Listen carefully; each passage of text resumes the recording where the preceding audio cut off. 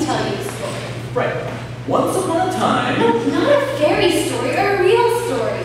Honestly? Yes. Gospel truth? Exactly. Cross your heart and hope to die? Just quiet and listen, will you? All right.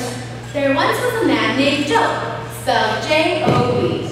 Oh, so you're like an odd job kind of guy. No, he's a foreigner. Foreigners have funny names sometimes. Spelled job, pronounced Joe. Oh, foreigner with a funny name, huh?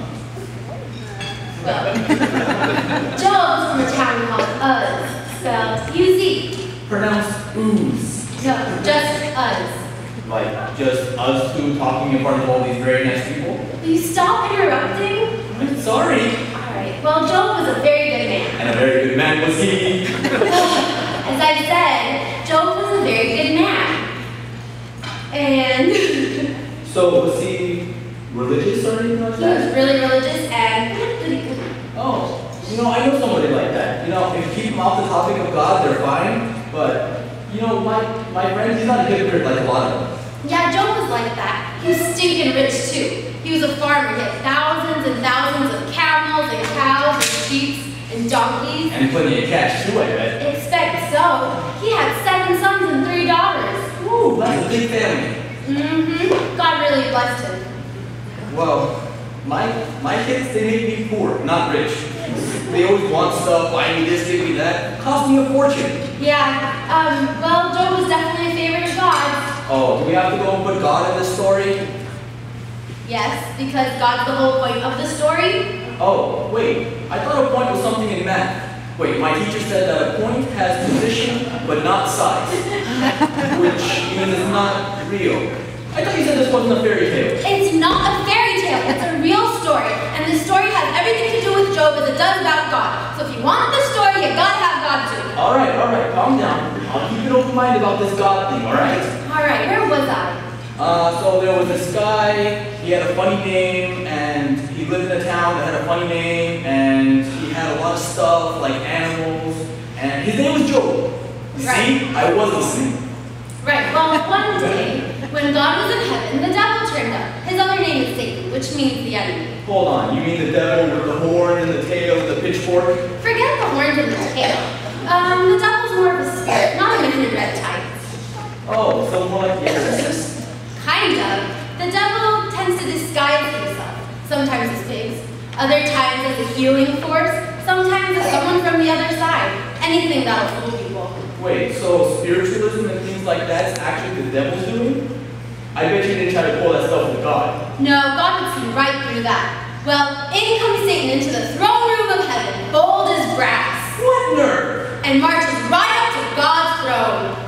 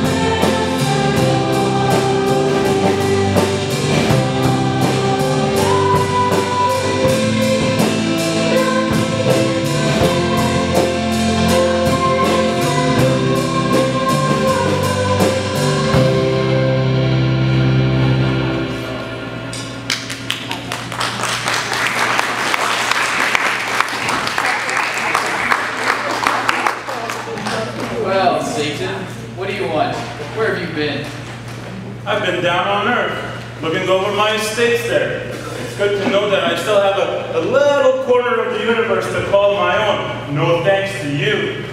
Not quite your own, I believe. Not even there. Haven't you noticed a man called Job? He will never be yours. Why is that? Because you cover him in comfort and luxury? Look at him. He's rich, successful. I mean, you protect him so well, I can't even give him the occasional bad dream or an argument with his wife. I tried to get at him through his children, but the old man keeps praying for them, and you keep answering his prayers. It's not fair. It's not fair. Of course Job is good. What else is he going to be? Look, if you take away his health and his wealth, he will curse you at your face, and you know that. I know nothing of the sort. Job isn't like that. Prove it. Prove it. Let me get at him, and you'll see what he's really made of. Very well. You may take away his wealth and everything he has. You must not touch Job himself. You'll have me to answer to. Is that clear? That was a nice one. Thank you.